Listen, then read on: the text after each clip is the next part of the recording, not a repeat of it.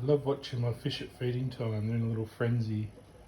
I put in a frozen block of food. It's like, I think it's like prawns and things or something. Oh, look at them go. It's so much fun to watch.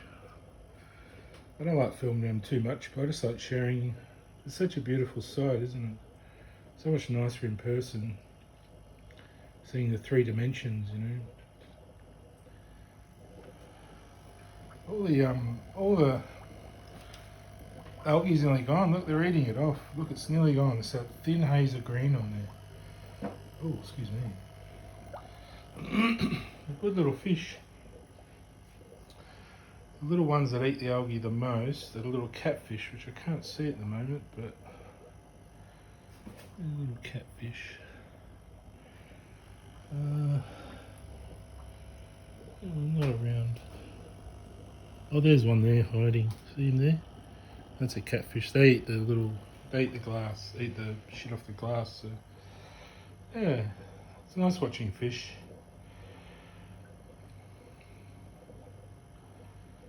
I'd get another tank or a bigger one or other things, but there's not much point in this little unit. Look at it. It's very crowded already.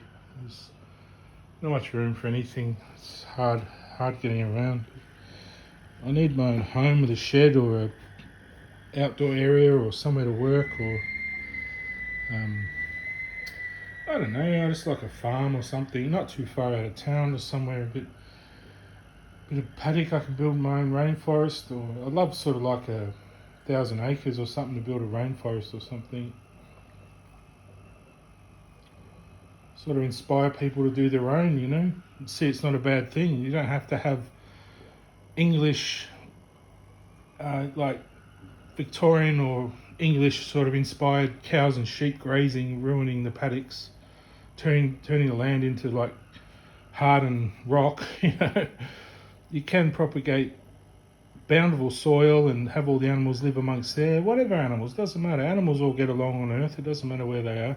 Some plague up a bit to protect other species. So you know, that's just what happens. Animals plague to protect other animals. So they all work in conjunction with each other to survive, and we're part of that kingdom, really. I mean, we are essentially the same. We have eyes and ears and a mouth. We are an animal in a way, with intellect and the ability to build things and industrialise. So we're not that far removed. And I think if we got along better with animals, we'd realise they're more like us than we realise. You know, they have lives and families, and they build little houses, and these fish constantly tend the tank and make sure it's beautiful and nice for them to swim around in, and with the help of a filter, but they filter a lot of the water themselves. I mean, you can have a Zen tank and not have a filter and all that, as long as you have the right species of fish in there and the right ones to work, and you know, other ones like that big orange one, the swordtail, they'll eat some of the smaller ones and the eggs and that to keep the population down, and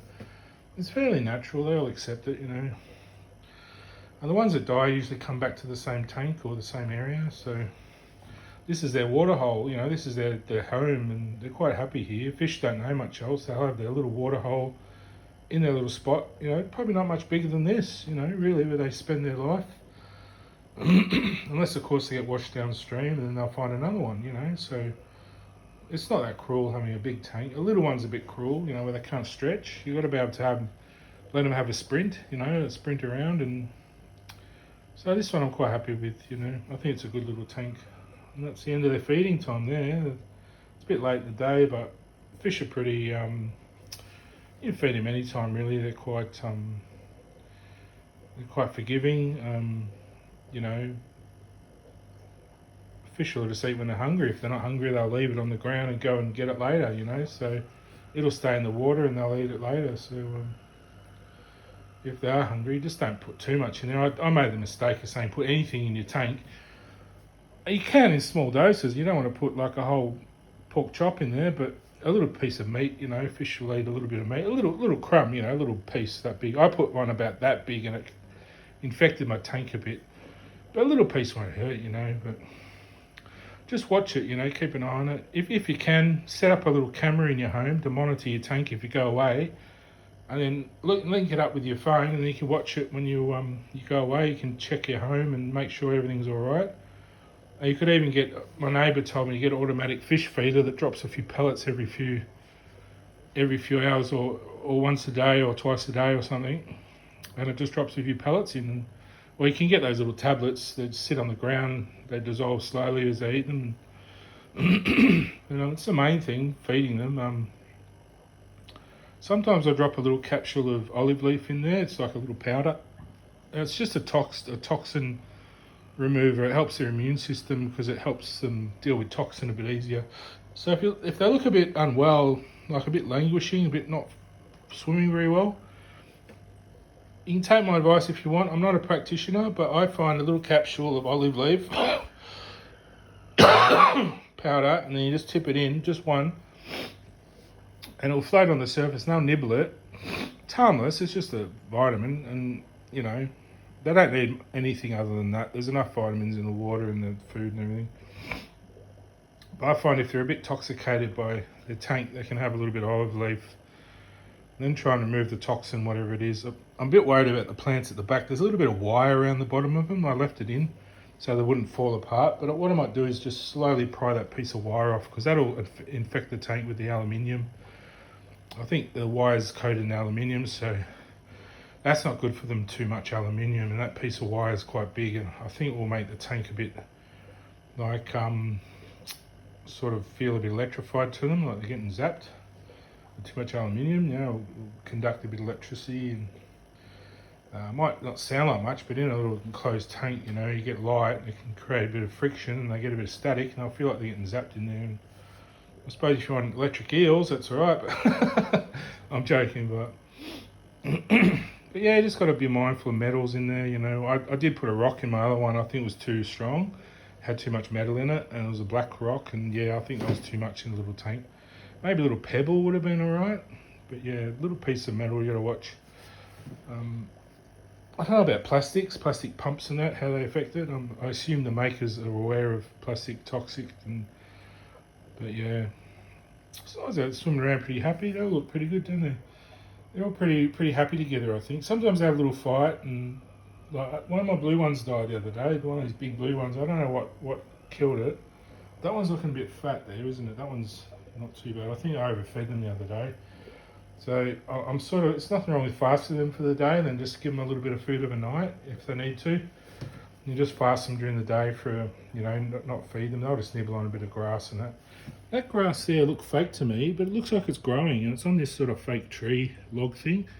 I think it might be some kind of bioengineered grass or something. I don't know if they can eat it, but I think it has grown. I don't know where it's from or why, who makes it or what. It was just with my tank. That one over there, that plant at the back, that spindly looking one, that's a real plant. I haven't touched that one too much yet. See that one there, that's a real plant. That's the one with the wire around the base. So I might take that wire out. This one's just like a lily sort of vine. Not a lily, ivy, some kind of ivy. They say it's not good for the tank, but a little bit of toxicity from plants is all right. That'll help build up their immune system. And if they really didn't like that, they would have killed it off. But the fish will go and kill that at the base if they don't like it. And, it seems to be growing all right. Sort of popping out the side there, sort of a bit of hide the cables a bit. I've got a little bubbler there too, a little pipe. I had it under the rocks, but it stopped bubbling.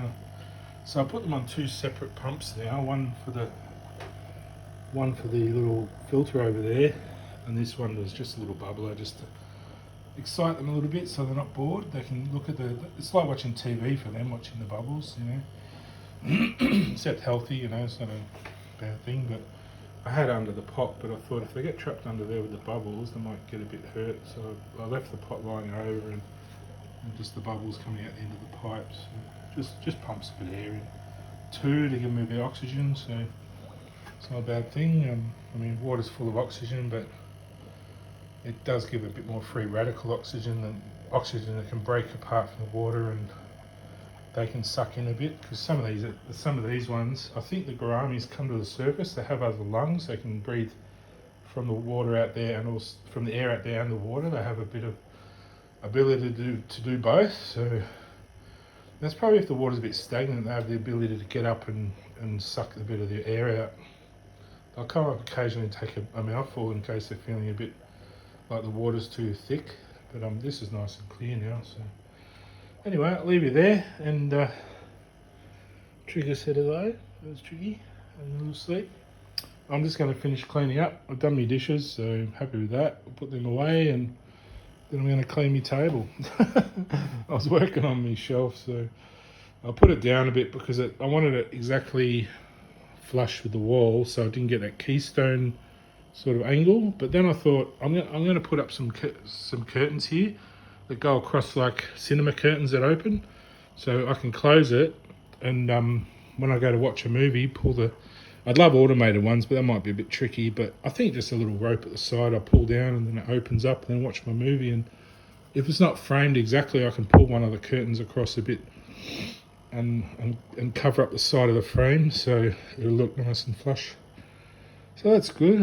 I've got the fabric, I've got all the stuff, it's all here. I've got all the little pulleys and all sorts of things.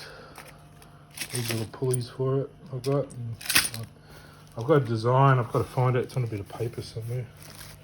There's all my other stuff. These are all the other bits. Hidden away in there, got some rings and pulleys and got some rope out there and yeah. New Sega games. I was playing Sega the other night. It looks great on this. Anyway, say goodbye, Barbie. The head of the household she is. And there she is there with pillows. Anyway, maybe one day I'll meet her. We'll fall in love and play Sega.